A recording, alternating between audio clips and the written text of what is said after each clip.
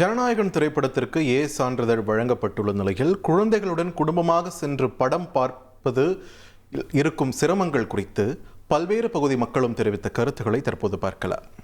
ஏ சான்றிதழ் கொடுத்துருக்காங்க, அதனால குழந்தைகள்லாம் எங்களோட பிள்ளைகள்லாம் பார்க்க முடியாத சூழ்நிலை ஏற்படுது. இதை யூஸ் சான்றிதழ் கொடுத்தா கொஞ்சம் எங்கள் குடும்பத்தோட போய் குழந்தைகளை அழைச்சிட்டு போய் கொஞ்சம் பார்க்கறதுக்கு கொஞ்சம் யூஸ்ஃபுல்லாக இருக்கும். அதனால ஒரு வாரம் தள்ளி போய் இந்த படத்தை வெளியிட்டா கொஞ்சம் நல்லா இருக்கும்.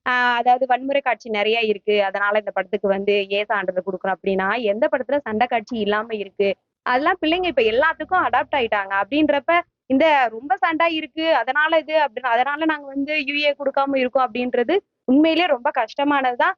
ஆக்சுவலா இந்த சான்றிதழ் கொடுத்துருக்காங்கன்றதே என் பொண்ணு சொன்ன பிறகுதான் எனக்கே தெரிஞ்சிச்சு. அவன் அவ்வளோ ஃபீல் பண்றா. அம்மா நாங்க போக முடியாதா, ஆதார் கார்டு கேட்பாங்களா அப்படின்னு ரொம்ப ஃபீல் பண்றாங்க. ஏ சான்றிதழ் கொடுத்துருக்கிறத பத்தி எனக்கு சொல்ல முடியல. படம் எல்லாம் பொதுமக்கள் எல்லாருமே விரும்பி பார்க்குற மாதிரி தான் சொல்லியிருக்காங்க. ஆனால் சின்ன பசங்களாம் பார்ப்பாங்க என்னன்னு கரெக்டாக தெரியல. பிரம்மாண்டமாக கொண்டாடுறோம் இதை பயங்கரமாக. இது வரைக்கும் பண்ணாத அளவுக்கு நாங்கள் ஒரு நல்ல ஒரு படம், கடைசி படம்னால பெருசாக பண்ணலாம், ஒரு திருவிழா பொங்கலோட பிரம்மாண்டமாக ஒரு திருவிழா பண்ணலான்னு எல்லாத்தையும் ஏற்பாடு பண்ணிட்டு இருக்கோம்.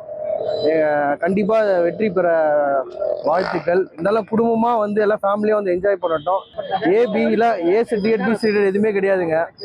பயங்கரமான படம், குடும்பத்துமாக என்ஜாய் பண்ணலாம். ஏ சான்றிதழ் கொடுத்துட்டாங்கன்னா குடும்பத்தோட போகிறதுக்கு எல்லாம் தயங்குவாங்க. எல்லாரும் விஜய் படம்னாலே ஒரு ஆர்வமாக குழந்தை குட்டிங்களோட தான் போவாங்க. இப்போ இதில் தயங்கி ரசிகர் மட்டும் பார்க்குற மாதிரியான ஒரு சூழ்நிலை ஏற்பட்டிருக்குது.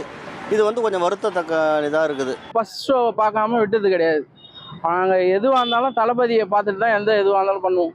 இன்னி வரைக்கும் அந்த படம் லீக் ஆனதை நாங்கள் ஒரு சீன் கூட இது வரைக்கும் பார்க்கல. தலைவரை பெரிய ஸ்க்ரீனில் பார்க்கணுன்னு தான் வெயிட் பண்ணிட்டு இருக்கோம்.